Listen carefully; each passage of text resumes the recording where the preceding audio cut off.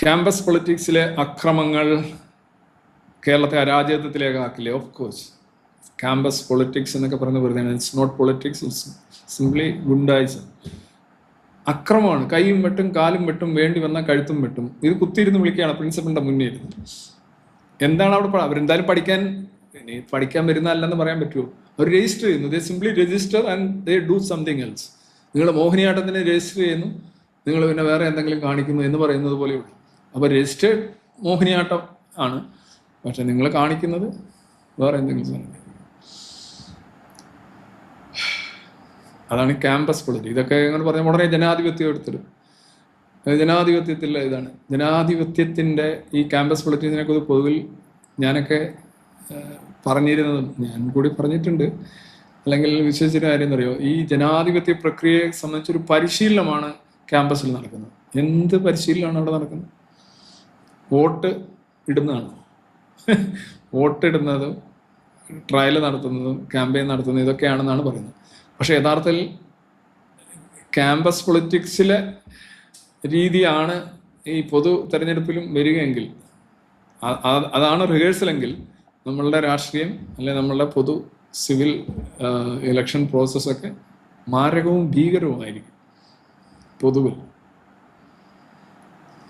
ഇതിന് പാർട്ടി ആവശ്യമില്ലല്ലോ. ജനാധിപത്യം മനസ്സിലാക്കാൻ ഇപ്പോൾ മൂഡ് പാർലമെന്റ് ആയാലും ഓപ്പൺ പാർലമെന്റ് ഡിസ്കഷൻ, എങ്ങനെയാണ് സംസാരിക്കുന്നത്, ബില്ലുകൾ അവതരിപ്പിക്കുന്നത്, ഇതിനൊന്നും ഈ പറയുന്ന രാഷ്ട്രീയം അവർക്കാർക്കും അറിയത്തുമില്ല. ഇപ്പോൾ ഒരു മുഴുത്ത രാഷ്ട്രീയക്കാരൻ ഒരു MLA ആയിട്ട് പോയോ MP ആയിട്ട് പോയാലും അവൻ ഒന്നേന്ന് പഠിച്ചല്ലേ പറ്റും. അവനൊരു പരിശീലനം കിട്ടുന്നില്ലല്ലോ. പഠിച്ചെങ്കിലേ പറ്റൂ, അറിഞ്ഞെങ്കിലേ പറ്റൂ. അല്ല ഒരിക്കലും ഇതൊരു റിഹേഴ്സലോ ഈ ക്യാമ്പസ് പൊളിറ്റിക്സ് എന്ന് പറയുന്നത് നമ്മുടെ രാഷ്ട്രീയ ജീവിതത്തിനോ രാഷ്ട്രീയ പ്രക്രിയയ്ക്കോ ഒന്നുമല്ല. അതിനകത്ത് ഒന്നും കിട്ടാനില്ല. കിട്ടുന്നുണ്ടെങ്കിൽ അതെല്ലാം നെഗറ്റീവായിട്ടുള്ള, വിപരീതമായിട്ടുള്ള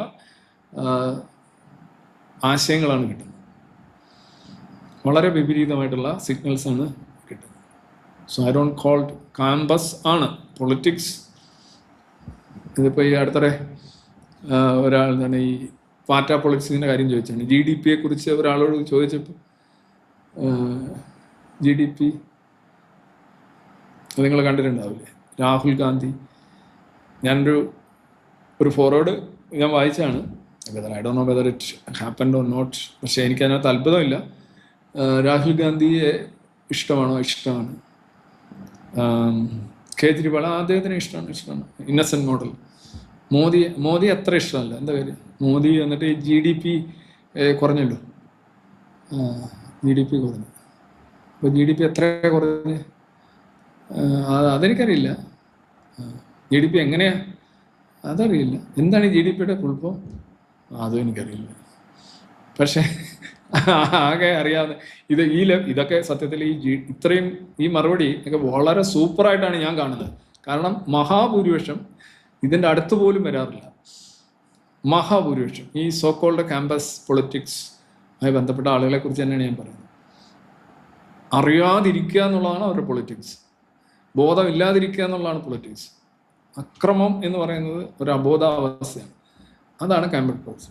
പല രീതിയിൽ അക്രമമാണ്. നിങ്ങൾ വിചാരിക്കും എപ്പോഴും റോഡ് തടയലും വണ്ടിക്ക് കല്ലെറിയലുമാണ് അക്രമം. അത് അക്രമത്തിൻ്റെ പ്രകടമായ ഭാവങ്ങൾ. അല്ല തന്നെ ഒരു വാക്കിലും പ്രവൃത്തിയിലും ഒരു ഇൻസ്റ്റിറ്റ്യൂഷൻ തന്നെ നോംസ് അല്ലെങ്കിൽ അതിനകത്തുള്ള നിയമങ്ങൾ, അതിൻ്റെ ഡിസിപ്ലിനൊക്കെ അതിന് പുല്ലുവില കൊടുക്കുന്നതും ആക്ച്വലി വയലൻസ് ആണ്. Indiscipline is A form of violence. അത് വെർബലായിക്കോട്ടെ ബിഹേവിയറിലായിക്കോട്ടെ അത് വയലൻസ് ആണ്. ജനാധിപത്യത്തിൽ വയലൻസിന് സ്ഥാനമില്ല. ഈ ക്യാമ്പസ് പൊളിറ്റിക്സ് എന്ന് പറയുന്ന പല സംഗതികളും പല സംഘടനകളും they really believe in violence. Violence കൊണ്ട് കാര്യം നടക്കും. അല്ല പടക്കം പൊട്ടിച്ചു കഴിഞ്ഞാൽ ആന ഓടിപ്പോകുമെന്ന് പറഞ്ഞോണം. വയലൻസ് കാണിച്ചു കഴിഞ്ഞാൽ എല്ലാവരും അനുസരിച്ചോളും. ഇതിനാണ് അവർ പൊളിറ്റിക്സ് എന്ന് പറയുന്നത്. They have no other weapon or option in their hands. Violence.